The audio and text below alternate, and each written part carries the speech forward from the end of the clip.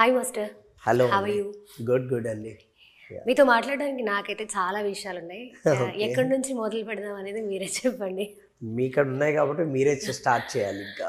Okay, so Pushpa 2 నుంచి start చేస్తాను.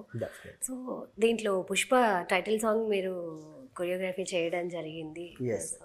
Very routine question, experience ఎలా ఉంది అల్లు అర్జున్ గారితో? ఎక్స్పీరియన్స్ అంటే అంటే చాలా మూమెంట్స్ ఉన్నాయండి, చాలా గుర్తుండిపోయే నాకు. అంటే నేను చాలా రోజులు ట్రావెల్ చేశాను అనమాట. అంటే బన్నీ గారితో, సుకుమార్ గారితో చాలా రోజులు ట్రావెల్ చేశాను.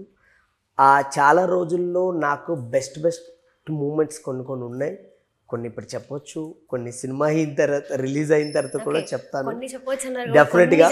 అంటే ఎగ్జాంపుల్ ఇప్పుడు ఏంటంటే పుష్ప సాంగ్ జరిగినప్పుడు నార్మల్గా టీ మూమెంట్ ఉంటుందండి.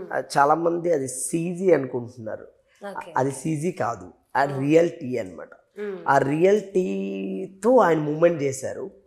నేను నార్మల్ రిహార్సల్ చేసినప్పుడు నేనే ఒక 1-2 డ్రాప్స్ నేను చేసినప్పుడే పడ్డాయి, కానీ బన్నీ గారు చేసినప్పుడు 1 డ్రాప్ కూడా కింద పడలా. సో అలా చేశారు, అదిరిపోయింది అసలు. అంటే నిజంగా సర్ప్రైజింగ్ విషయం కదా, కొరియోగ్రాఫర్ అయ్యండి మీరు కొంచెం అటు ఇటు అవ్వడం. అంటే ఏం లేదండి, ఇప్పుడు మామూలుగా మూమెంట్ చేసినప్పుడు ఆటోమేటిక్గా మనము టీ ఇంత ఉండేటప్పుడు ఏంటంటే మనం చేసినప్పుడు తెలియకుండా పడుతుంది. ఓకే, సింగిల్ టేక్ లో చేసేసారా అల్లు అర్జున్ గారు? చేశారు, సింగిల్ టేక్ లో చేశారు. ఓకే. అండ్ ఇందులో అలాగే గంగమ్మ జాతర సాంగ్ కి కూడా మీరే చేశారు. అవునండి. అంటే ఆయన అలా కాస్ట్యూమ్ వేసుకొని AAAలో వెళ్ళిన ప్రతి సినిమాకి ఒక టీజర్, అసలు అది చూస్తే మాకు గూస్ బంప్స్ వస్తాయి.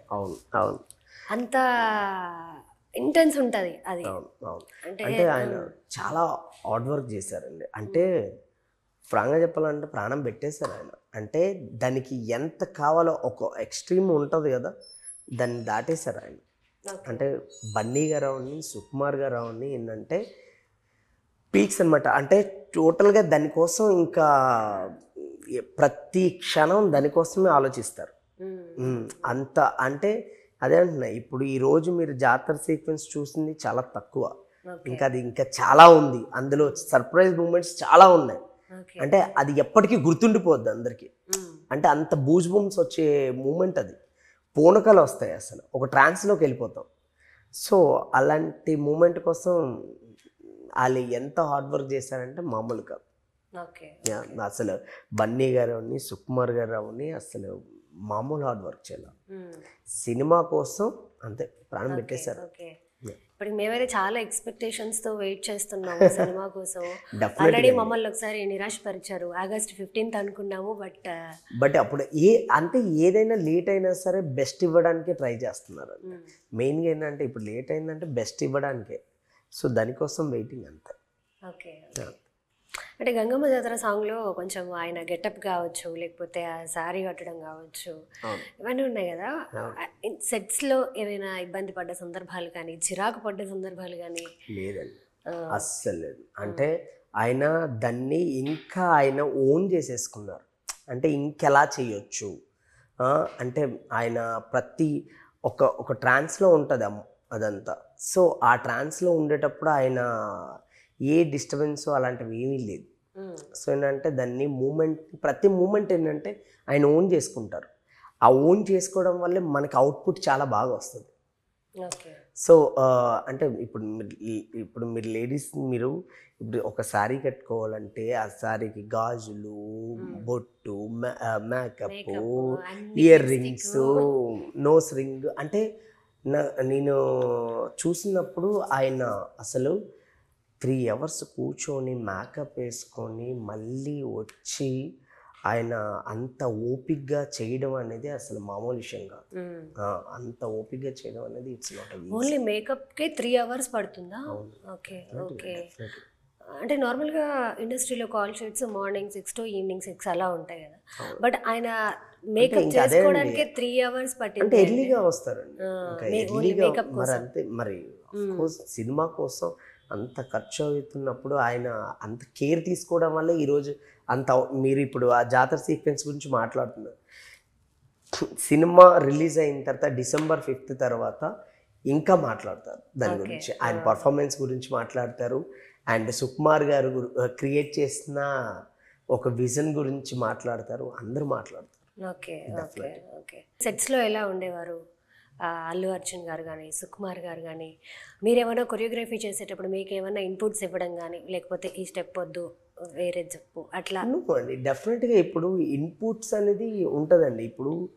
ఇప్పుడు సుకుమార్ సార్ ఇన్పుట్స్ వల్లనే నేను చాలా మూమెంట్స్ క్రియేట్ చేశాను. ఇప్పుడు ఎగ్జాంపుల్ ఇప్పుడు టీ క్లాస్ ఉంది, సార్ ఇన్పుట్ అంటే ఇప్పుడు ఆయన టీ మూమెంట్ పార్ట్ 1లో ఆయన బన్ తింటూ కూర్చొని ఉంటారు టీలో ముంచుకొని. సో అలా వచ్చిందే టీ మూమెంట్. ఇప్పుడు ఈవెన్ పుష్ప నార్మల్గా ఉన్న పర్సన్ ఒక కింగ్ లాగా అయిన తర్వాత అక్కడి నుంచి వచ్చిందే ఒక ఫోన్ మూమెంట్. సో అలా ఇప్పుడు షూ మూమెంట్ కూడా, అంటే అన్నీ కూడా ఇప్పుడు ఇవన్నీ కాకుండా ఇప్పుడు సాంగ్లో ఇంకా చాలా సర్ప్రైజ్ మూమెంట్లు ఉన్నాయి. Okay okay okay. అండ్ అలాగే సుకుమార్ గారు మీతో ఏమన్నా పర్సనల్గా ఇంటరాక్ట్ అయ్యి ఏమైనా మీతో షేర్ చేసుకోవడము, ఈరోజు షూట్ బాగా జరిగింది, లేకపోతే నువ్వు బెస్ట్ ఇచ్చావు, ఇలాంటి కాంప్లిమెంట్స్? డెఫినెట్గా అండి, అంటే బాగా చేసినప్పుడు ఆయన ఖచ్చితంగా అప్రిషియేట్ చేస్తారండి. బన్నీ గారు అవని సుకుమార్ సార్ అవని ఖచ్చితంగా బాగా వస్తే, అంటే టాలెంట్ ఉంటే ఖచ్చితంగా ఎక్కడున్నా పిక్ చేసుకొని మరీ వాళ్ళు అప్రిషియేట్ చేస్తారు. ఓకే, అందులో డౌటే లేదు. ఏదైనా ఉన్నా సరే చాలా బాగా చేసామని చెప్పడం, అప్పుడే మనకి ఒక బూస్ట్ వస్తుంది. ఓకే. మీరు పుష్ప 1 నుంచి ట్రావెల్ అవుతున్నారు కదా, ఊ అంటావా సాంగ్, అసలు మీకు ఎలా వచ్చింది ఆపర్చునిటీ? అంటే అదే అండి, ఊ అంటావా చేసేటప్పుడు, అంటే ఊ అంటావా నాకు కూడా ఎలా వచ్చిందంటే, నా ప్రొఫైల్ ఒక కో డైరెక్టర్ పంపించానండి. పుష్పలో కో డైరెక్టర్ ఒక అతను పవన్ గారు అని, ఆయనకి పంపించా. ఆయనకి పంపించడం వల్ల ఆయనేమి బన్నీ గారికి సుక్కు సార్కి చూపించి ఫస్ట్ నా డెమో ఒకటి చూసి ఈ అబ్బాయి చాలా బాగా చేస్తున్నాడని పిలిపించి, అదే అంటున్నా వాళ్ళ దగ్గర ఉన్న క్వాలిటీ ఏంటంటే టాలెంట్ని ఎక్కడున్నా వెతికి మరీ పట్టుకొని తీసుకొచ్చి చేయించుకుంటారు. సో ఏంటంటే టాలెంట్ని వాళ్ళు అనుకుంటే ఎంతోమంది ఉన్నారు కొరియోగ్రాఫర్స్, కానీ ఈరోజు ఇంత పెద్ద, ఇప్పుడు ఒక జాతర సీక్వెన్స్ గురించి మనం మాట్లాడితే, ఇంత పెద్ద జాతర సీక్వెన్స్లో నేను ఒక పార్ట్ అయినందుకు చాలా హ్యాపీ. Okay okay. ఎన్ని రోజులు జరిగింది మొత్తం స్కెడ్యూల్? ఇది ఒక 3 months జరిగింది. 3 months ఓన్లీ జాతర సాంగ్ కోసం? Okay okay. 3 months ట్రావెల్ చేశారు మీరు వాళ్ళు. అంటే నేను ముందు నుంచే ట్రావెల్ చేశాను, షూటింగ్ పర్పస్ అవి జరిగాయి. అచ్చా ఓకే. ఇప్పుడు ఏదైనా ఒక బీట్కి ఒక స్టెప్ అనుకుంటున్నారు అనుకోండి, మీరు ముందు చేసి చూపిస్తారు, అది నచ్చవచ్చు నచ్చకపోవచ్చు, బట్ ఏమైనా చెప్పడం అంటే ఒక స్టెప్ చూసి వాళ్ళు ఓకే చేయడానికి ఎంత టైం పడుతుంది? అంటే లేదండి, అన్నీ లాక్ చేసిన తర్వాత మనం వెళ్తామండి. ఫస్ట్ సెట్లోకి వెళ్ళకపోయిన ముందే మేము లాక్ చేసుకుంటాం, ఏది ఎలా చేస్తున్నాం అనేది లాక్ చేసిన తర్వాత అక్కడికి వెళ్తాం. ఓకే. అంటే ఈ చూసి ఎవరు ఓకే చేస్తారు? Sukumar sir, Bunny sir. Okay. ఇంకా వాళ్ళే, అంటే ఇంకా తర్వాత అంటే లాక్ చేసేసుకుంటారు అంటే తర్వాత ఇంకా మార్చడానికి ఉండదా? ఇంకా లాక్ చేసిన తర్వాత ఇంకా మార్చడాలు ఉండవండి అలాంటిది. Okay okay. అండ్ మాస్టర్, మీరు పార్ట్ 1 నుంచి ట్రావెల్ చేస్తున్నారు కాబట్టి, ఊ అంటావా సాంగ్లో అల్లు అర్జున్ గారు అండ్ సమంత గారి కాంబినేషన్లో ఈ సాంగ్ అసలు ఒక రేంజ్లో హిట్ అయ్యింది. అవును. అది ఇప్పుడు పార్ట్ 2 వస్తున్నా కూడా, ఇప్పుడు ఐటమ్ సాంగ్ గురించి డిస్కషన్ వస్తే మేము ఇంకా దాని గురించే మాట్లాడుకుంటున్నామంటే అది ఎంత ఎక్కేసిందో మీకు అర్థమైపోయింది. అసలు ఆ సాంగ్లో డాన్స్ కంపోజ్ చేసేటప్పుడు కానీ సమంత గారు కానీ, ఆవిడ ప్రాక్టీస్ చేసిన కొన్ని వీడియోస్ కూడా బయటకు వచ్చి ఆవిడ ఎంత కష్టపడ్డారు అనేది. సో ఆ కాంబినేషన్ ఎలా వర్కౌట్ అయింది? డెఫినెట్గా అండి, అంటే కొన్ని ఏంటంటే, ఇప్పుడు బన్నీ గారు అవ్వండి, సమంత గారు అవ్వండి, వాళ్ళిద్దరి కెమిస్ట్రీ అవ్వండి, అంటే ఆ మూమెంట్స్ కొన్ని చేసినప్పుడు, ఇప్పుడు ఒక బాడీ మూమెంట్ ఉంటుంది, ఇక్కడ కూర్చోబెట్టుకొని ఆవిడ బ్యాక్ వెళ్ళేది, అది చేయడం అంత ఈజీ కాదు. ఆవిడ అక్కడే స్పాట్లో నేర్చుకొని అక్కడికక్కడే చేశారు ఆవిడ. సో ఏంటంటే కొన్ని మూమెంట్లు రావడం చూడడానికి చాలా ఈజీగానే ఉంటాయి, కానీ చేయడం మాత్రం చాలా కష్టం. సో అది ఇక్కడ బన్నీ గారు సపోర్ట్ ఇవ్వాలి, అక్కడ ఆవిడ బ్యాక్ బెండ్ చేయాలి, అక్కడ నుంచి వేవ్ చేయాలి, అది అంత ఈజీ కాదు. సో అది అవుట్పుట్ కూడా అలాగే వచ్చింది. మొన్న ఇప్పుడు షారుఖ్ ఖాన్ గారు అండ్ విక్కీ కౌశల్ వీళ్ళు అక్కడ మన ఐఫాలో పర్ఫార్మెన్స్ చేశారు. సో అది ఆ స్టెప్స్ అండ్ మన అక్షయ్ కుమార్ గారు వీళ్ళందరూ ఇలా చేస్తుంటే, అంటే బాలీవుడ్ స్టార్స్ అందరూ ఇలా చేస్తుంటే చాలా హ్యాపీ అనిపిస్తుంది. అంటే మన సినిమాని నెక్స్ట్ లెవెల్ అలా వెళ్తుంది అని అంటే వెరీ హ్యాపీ. అంటే ఇప్పుడు ఈ సాంగ్లో ఊ అంటావా సాంగ్లో అల్లు అర్జున్ గారికి అండ్ సమంత గారికి ఒక కెమిస్ట్రీ ఉంటుంది. ఆ కెమిస్ట్రీ చూడడానికి జనాలకు ఒక విధంగా రిసీవ్ అవుతుంది. బట్ ఆన్ సెట్స్లో వాళ్ళిద్దరూ కొంచెం ఫ్రీ అవ్వడానికి, ఆ మూమెంట్ క్యాచ్ చేయడానికి ఎటువంటి డిస్కషన్ జరుగుతుంది కొంచెం ఫ్రీ చేయడానికి? ఎందుకండి ఆల్రెడీ వాళ్ళకి తెలుసు కదా, ఒకరికొకరు తెలుసు కదా, ఆల్రెడీ వర్క్ చేస్తున్నారు అందులో. ఇంకా ఫ్రీ ఓకే, నార్మల్గా వాళ్ళు వర్క్ చేస్తున్నారు. Okay okay okay. And me journey చూసుకుంటే టాలీవుడ్ నుంచి బాలీవుడ్ వరకు అండ్ అట్లాగే బాలీవుడ్లో కూడా షో మీద డుంకా సాంగ్ ఒకటి చేశారు. టాలీవుడ్లో ఓకే, బట్ అసలు బాలీవుడ్లోకి ఎలా వెళ్ళారు, అసలు ఎలా కలిసి వచ్చింది మీకు అది? అది ఊ అంటావా చేసిన తర్వాత గణేష్ ఆచార్య గారు పిలిపించారండి అక్కడికి ఆ సాంగ్కి. సో గణేష్ ఆచార్య గారు పిలిపించిన తర్వాత అది అక్కడ అలా చేయడం జరిగింది. అది కూడా ఒక 15 days చేసామండి. అది కూడా మ్యాడ్ అసలు, మంచి రెస్పాన్స్ వచ్చింది. నేను రణబీర్ కపూర్ గారు కూడా మొన్న లాస్ట్ టైం యానిమల్ది ఇక్కడ ప్రీ రిలీజ్ జరిగినప్పుడు అప్పుడు వెళ్ళి కలిశాను. ఆయన కూడా సో హ్యాపీ అసలు. ఐ హోప్ నెక్స్ట్ కలిసి వర్క్ చేయాలి. అంటే టాలీవుడ్కి బాలీవుడ్కి లేకపోతే కొరియోగ్రఫీలో కావచ్చు, లేకపోతే ఆన్ సెట్స్లో కావచ్చు, సాంగ్ కొరియోగ్రఫీ కావచ్చు, అక్కడికి ఇక్కడికి ఏమైనా డిఫరెన్స్ అబ్జర్వ్ చేశారా మీరు? డిఫరెన్స్ అంటే అక్కడ ఆడియన్స్ ఇది వేరే ఉంటుందండి, మన ఆడియన్స్ వేరే ఉంటుంది. అంటే డిఫరెన్స్ అంటే అదే అండి, అక్కడ డాన్స్ స్టైల్ వేరే ఉంటుంది. ఇక్కడ ఏంటంటే మనది చిన్న మాస్ ఉంటుంది. సో అక్కడికి అక్కడ ఎక్కువ మనం చూసుకుంటే అక్కడ ఓన్లీ పబ్ సాంగ్లే ఎక్కువ ఉంటాయి, ఎక్కువ పబ్ సాంగ్లే. మన దగ్గర అలా కాదు, ఎంట్రీ సాంగ్ అని, మాంటాజ్ సాంగ్ అని, టైటిల్ సాంగ్ అంటే ఇవన్నీ ఇంత వేరియేషన్ ఇస్తాం మనం. సో అలా మనకు అన్ని వేరియేషన్ ఉంటాయి. బాలీవుడ్లో ఇప్పుడు మీరు చేసిన సాంగ్ అది పార్టీ సాంగ్, పబ్స్లో కావచ్చు, లేకపోతే ఇక్కడ ఈవెంట్స్లో కావచ్చు, అది బాగా వైరల్ అయింది ఆ సాంగ్.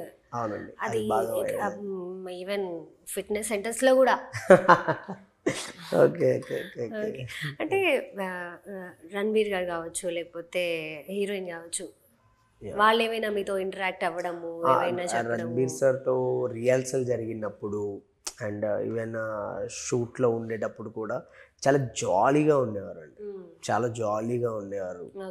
వచ్చి ఆయనే హగ్ చేసుకొని ఆయనే పట్టుకొని, ఈవెన్ శ్రద్ధా కపూర్ కూడా ఏంటంటే విల్ రాక్ అని చెప్పడం, అంటే ఫుల్ యాక్టివ్గా ఫుల్ అసలు, అంటే అది ఒక మెమొరీ. ఇప్పటికీ కాంటాక్ట్లో ఉండడము, మాట్లాడడము అలాంటివి చేస్తారా? ఓకే. ఇంకా ఏమైనా వచ్చాయి తర్వాత ఆ సాంగ్ తర్వాత? లేదండి, అక్కడ తర్వాత మళ్ళీ నేను ఇక్కడ మన తెలుగు ఇండస్ట్రీ మనం ఇక్కడ బిజీ అయిపోయాను. ఈవెన్ మన లింగిడి అవన్నీ, నక్లెస్ గోల్స్ ఇవన్నీ ఇంకా దేవుడి దయవల్ల ఎక్కడ అలా బిజీ అయ్యాను. మీ జర్నీ చూసాను నేను లాస్ట్ వేరే ఇంటర్వ్యూస్. సరే ఒక్కసారి వెనక్కి తిరిగి చూసుకున్నప్పుడు అప్పుడు నేనేంటి నవ్ వాట్ అయ్యాం అని మీరు ఫీల్ అయినప్పుడు మీకు ఎలా అనిపిస్తుంది? అంటే ఫస్ట్ థింగ్ ఏంటంటే మనం ఎక్కడి నుంచి వచ్చాం, ఎలా వచ్చాం అనేది అది గుర్తుపెట్టుకోవాలండి ఎప్పటికైనా. అంటే ఏది పర్మనెంట్ కాదండి ఇక్కడ ఏది పర్మనెంట్ కాదు. ఇక్కడ ఏంటంటే ఫస్ట్ థింగ్ మనమే పర్మనెంట్ కాదు, మనిషి అనే వాళ్ళే పర్మనెంట్ కాదు. మన సక్సెస్ అవ్వని ఆర్ మనకు వచ్చే ఏవైనా సరే దాన్ని ప్రాపర్గా నిలబెట్టుకోవాలని, అంటే ఏది వచ్చినా సరే ఎక్కువగా తీసుకోకుండా దాన్ని ప్రాపర్గా బ్యాలెన్స్ చేసుకుంటూ లైఫ్ని మూవ్ ఆన్ అవ్వాలి. సో ఈరోజు నేను ఇక్కడ దాకా వచ్చానంటే డెఫినెట్గా మా మాస్టర్ అండి, ఏజాస్ మాస్టర్. అంటే చాలామంది నా జర్నీలో ఉన్నారు. మెయిన్ కారణం ఏంటంటే ఆ రోజు ఆయన సపోర్ట్ చేయకపోతే డెఫినెట్గా నేను ఇక్కడ వరకు వచ్చాను. Okay okay. And me career graph చూసుకుంటే కనుక ఇప్పుడు అందరికీ అప్ అండ్ డౌన్స్ అన్నీ ఉంటాయి. అలా ఇలా అలా ఇలా వెళ్ళి మళ్ళీ పడిపోవడం, మళ్ళీ లేవడము, ఒక్కొక్కసారి మంచి ఆపర్చునిటీస్ వస్తాయి, మంచి సినిమాలు ఒక 4 చేతిలో ఉన్నాయి అని అంటే సరే ఇవి అయిపోయాక చూద్దాము, ఆ 4 సినిమాలు అయిపోయాక కూడా ఖాళీగా అలా ఉండడం కానీ అలాంటివి ఏమైనా జరిగాయా? లేదండి, అంటే ఉంటుందండి డెఫినెట్గా. ఇప్పుడు అప్ అండ్ డౌన్స్ అనేది అందరికీ కామనే. సో మనం అది ఫేస్ చేస్తేనే మనం నెక్స్ట్ లెవెల్కి ఏంటనేది మనకు తెలుస్తుంది. మనం ఎప్పుడు అప్పులే ఉండడమే కాదు, అప్పుడప్పుడు డౌన్ చూస్తేనే మనకు కూడా తెలుస్తుంటుంది. సో దాన్ని ఫాలో అవ్వకుంటూ వెళ్ళిపోవడం అంతే. అంటే ఆ టైం బట్టి అలా వెళ్ళిపోవాలండి. ఓకే. మీకు అంటే మీ కెరీర్ స్టార్టింగ్ నుంచి వర్క్ ఉంటూనే ఉంటుంది మీకు, మీకు ఖాళీగా? లేదండి, అలా ఏం లేదండి. నాకు కూడా నేను అసలు నా రూమ్ రెంట్కి కూడా కట్టుకునేడానికి కూడా నాకు మనీ ఉండేవి కాదు. Okay okay. ఎప్పుడు, ఏ ఇయర్ ఇది? అంటే 2013 ఆ టైంలో. 2000. మీరు ఏ ఇయర్లో వచ్చారు ఇండస్ట్రీకి? నేను ఇండస్ట్రీకి వచ్చింది 2012 ఆ టైం. అంటే 12 ఆ టైం. నేను కార్డ్ తీసుకుంది 15th అండి. 15 నుంచి కార్డు తీసుకున్నా. 15th నుంచి ఇంకా అక్కడ నుంచి ట్రావెల్ చేస్తాను. Okay okay. సో అంటే మీరు ఇండస్ట్రీకి రావడం కొరియోగ్రాఫర్ అవుదామని వచ్చారా? లేదండి, యాక్చువల్లీ కొరియోగ్రాఫర్ అవుదామనే ఆలోచన లేదు. ఫస్ట్ యాక్చువల్లీ ఏంటంటే నేను ఇలా డాన్స్ నేర్చుకునేవాడిని. డాన్స్ నేర్చుకుంటుండగా సడన్గా ఒక చిన్న డెమో చేసి యూట్యూబ్లో పెడితే అది హీరో రామ్ గారు చూసి గుర్తించి ఆయన పిలిచారనమాట. కొరియోగ్రఫీ చాలా బాగా చేస్తున్నావు, అసలు మంచి కొరియోగ్రాఫర్ అవుతావు అని అంటే నాకు అప్పుడు వచ్చింది ఐడియా, ఓహో మనం కూడా కొరియోగ్రాఫర్ అవ్వచ్చు అని. సో అలా జర్నీ స్టార్ట్ అయిందండి నాది. నేనేంటంటే ఓకే మనం కొరియోగ్రాఫర్ అవ్వాలి, ఎప్పటికైనా రామ్ గారితో వర్క్ చేయాలి అని అక్కడి నుంచి స్టార్ట్ అయింది. మొన్న రీసెంట్గా మారుమూలతో చోరు చింత చేసాం, అది చాలా మంచి హిట్ వచ్చింది. ఐ హోప్ లాస్ట్ ఇయర్ పోల్చుకుంటే మన లింగిడి కళ్ళజోడు కాలేజ్ పప్ప, తర్వాత అబేబీ లాస్ట్ 1 year లోనే మీకు చాలా మంచి హిట్ సాంగ్స్ ఈ ఇయర్ అయితే మన పుష్ప అని మారుమూలతో చోడు చింత, ఇంకా ఇప్పుడు మ్యాట్ 2లో సాంగ్స్ అవన్నీ. ఓకే, మ్యాట్ 2 కూడా వస్తుంది. అవునండి. ఓకే, మ్యాట్ 2లో కూడా మీరేనా కొరియోగ్రఫీ? Okay okay. ఇలాంటి సాంగ్స్ ఏమైనా ఉంటున్నాయా కళ్ళజోడు కాలేజ్? డెఫినెట్గా ఉంటుందండి, 100%. 100% అందరూ ఎంజాయ్ చేసేటట్టు ఉంటుంది. ఓకే. అంటే యాజ్ ఏ కొరియోగ్రాఫర్గా మీకు ఎటువంటి సాంగ్స్ కొరియోగ్రఫీ చేయడం ఇష్టం? Mass or romantic songs, slow songs అలా? లేదండి, అన్ని సాంగ్స్ చేయాలండి. నేను ఏ సాంగ్ వచ్చినా సరే దాన్ని బెస్ట్ ఇవ్వడానికి మాత్రం రెడీగా ఉంటాను. ఓకే, అంటే మీ ఫేవరెట్ ఏంటి అని అడుగుతున్నాను. నా ఫేవరెట్ అని అలా ఏం లేదండి, నాకు ఏదైనా ఓకే. నేను ఏదైనా బెస్ట్ ఇవ్వడానికి ట్రై చేస్తాను. ఇప్పుడు మాంటేజ్ వస్తే మాంటేజ్లో అయినా బెస్ట్ ఇవ్వాలి. అండ్ లవ్ సాంగ్, ఇప్పుడు లవ్ సాంగ్ డ్యూయట్ సాంగ్ వచ్చిందంటే డ్యూయట్ సాంగ్ ఇవ్వాలి. ఈవెన్ మాస్ సాంగ్ అయినా వెస్టర్న్ సాంగ్ అయినా ఏదైనా బెస్ట్ ఇవ్వడానికి ట్రై చేస్తాం. ఒకటే దాంట్లో అయితే లాక్ లేదండి, ఏదైనా బెస్ట్ ఇవ్వాలి. ఓకే, మన టాలీవుడ్లో బెస్ట్ డాన్సర్ ఎవరంటే ఎవరి పేరు చెప్తారు? చిరంజీవి గారు. చిరంజీవి గారు. ఓకే, ఇప్పుడు యంగ్ హీరోస్లో రామ్ చరణ్, అల్లు అర్జున్, ఎన్టీఆర్ గారు, నితిన్ గారు, నితిన్, అందరూ ఉన్నారండి. అందరూ మంచి డాన్స్. అంటే ఒక్కొక్కరికి ఒక్కొక్క స్టైల్ ఉంటుంది కదా. అదే ఒక్కొక్కరికి ఒక్కో స్టైల్ అండి. ఇప్పుడు చరణ్ సార్ ఒక గ్రేస్లో ఉంటుంది, బన్నీ సార్ ఒక స్టైల్లో ఉంటుంది, తారక్ సార్ ఒక స్పీడ్, రామ్ గారు మామూలు స్పీడ్ కాదు, రామ్ గారు అంటే ఒక్కొక్కరి ఒక. నితిన్ గారు కూడా ఆయన ఒక డిఫరెంట్ స్టైల్, ఎలాంటి మూమెంట్ ఇచ్చినా సరే అలా చేస్తారు ఆయన. సో ఒక్కొక్కరిది ఒక డిఫరెంట్ స్టైల్ అంతా. అండ్ మీరు ఈగల్లో రవితేజ గారితో కూడా, రవితేజ సార్తో వర్క్ చేసినప్పుడు అంటే నార్మల్గా అంటే వెరీ ఫ్రాంక్గా ఉంటారండి రవి సార్తో ఉండేటప్పుడు. ఏదైనా షార్ట్ కావాలంటే ఎందుకు కావాలి అని అడుగుతారు. అంటే ఇది మళ్ళీ రిపీట్ అంటే ఆయనకి తెలిసిపోద్దండి. అంటే మనం ఎందుకు ఎక్స్ట్రా షార్ట్స్ తీస్తున్నామా లేదా అనేది చెప్పేస్తారు ఆయన, ఈజీగా చెప్పేస్తారు. సో మనకి ఎంతవరకు కావాలో అంతవరకు, ఏంటి అబ్బాయి ఓకేనా అబ్బాయి అని అంటారు. అస్సలు జాలీగా అంటే ఒక చిరంజీవి గారు, ఒక రవితేజ గారు, నాని గారితో కూడా నేను వర్క్ చేశాను. నాని గారితో నాకు మెమొరీ ఒకటి ఏంటంటే నాని గారితో నేను యాజ్ ఎ డాన్సర్గా ఉండేటప్పుడు పక్కా లోకల్ అనుకుంటా ఆ మూవీ అప్పుడు ఒక థియేటర్ దగ్గర ఒక సాంగ్ ఉంటుంది. మేమందరూ థియేటర్ బయట మేము అలా స్టెప్స్ మీద కూర్చొని ఉంటే ఎవరు యా అవునండి. సో ఎవరు మాతో పాటే అలా వచ్చేసి పక్కనే వచ్చి కూర్చున్నారండి. అదే నేను అనుకుని ఎవరు అంటే షాక్ అయ్యాం. అంటే నాని గారు వచ్చి మా పక్కన కూర్చున్నారా అని అంటే అదే అంటున్నా న్యాచురల్ స్టార్ అని ఊరికే అన్నారు. అంటే అంత న్యాచురల్గా వచ్చి మా పక్కనే వచ్చి కూర్చొని పర్లేదు కూర్చొని అని మాతో పాటు కూర్చొని ఆయన మేమందరు లేస్తే ఆయన కూర్చో అని చెప్పి నాకు అదే చాలా బాగా అనిపించింది అది. అంటే దాని తర్వాత నేను అమ్మాడి హాయ్నానాలో నేను అమ్మాడి అనే ఒక సాంగ్ చేశాను. అది చేయడానికి కారణం శౌర్య గారు కూడా అంతకుముందు నిహారిక గారిది ఒక వెబ్ సిరీస్ ఒకటి చేశారు. అందులో కూడా ఒక సాంగ్ చేశాను. మళ్ళీ అది గుర్తుపెట్టుకొని నన్ను గుర్తించి శౌర్య గారు కూడా మళ్ళీ అమ్మాడి సాంగ్ ఇవ్వడం జరిగింది. అంటే మాకు తెలిసినవి కొన్ని మీ గురించి మేము తెలుసుకోవాల్సినవి చాలా ఉన్నాయి. ఓకే ఓకే ఓకే రవితేజ గారి స్టైల్ గురించి ఏం చెప్తారు? ఎందుకంటే ఇప్పటివరకు మనం మాట్లాడుకున్న హీరోస్ ఒకలా వాళ్ళ డాన్స్ స్టైల్ కానీ అది వేరు. రవితేజ గారు ఇస్ కంప్లీట్లీ డిఫరెంట్. ఆయన మొత్తం మాస్ ఉంటుంది. సో ఆయన స్టైల్ గురించి ఏం చెప్తారు? డెఫినెట్గా అండి రవితేజ గారిది ఒక మాస్ అండి. ఆయనది ఒక బాడీ లాంగ్వేజ్ ఉంటుంది. ఇప్పుడు చిరంజీవి గారిది ఒక బాడీ లాంగ్వేజ్ ఎలా ఉంటుంది, రవితేజ సార్కి ఒక బాడీ లాంగ్వేజ్ ఉంటుంది. ఆ బాడీ లాంగ్వేజ్ ఆయన ఏం చేసినా ఒక జోస్ కనిపిస్తుంది, మనకి తెలియకుండా ఒక ఎనర్జీ వస్తుంది.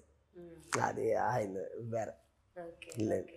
అంటే మీకేమైనా డ్రీమ్ ఉందా, నేను ఇలాంటి సాంగ్ కొరియోగ్రఫీ చేయాలి, వీళ్ళకి కొరియోగ్రఫీ చేయాలి అని అలా ఏమన్నా ఉందా మీకు? లేదండి, వీళ్ళకి అంటే నాకు మెయిన్గా చిరంజీవి గారితో వర్క్ చేయాలని ఉంది, తారక్ సార్తో చేయాలి అండ్ రామ్ చరణ్ సార్తో చేయాలి, ఇలా అందరితో వర్క్ చేయాలి.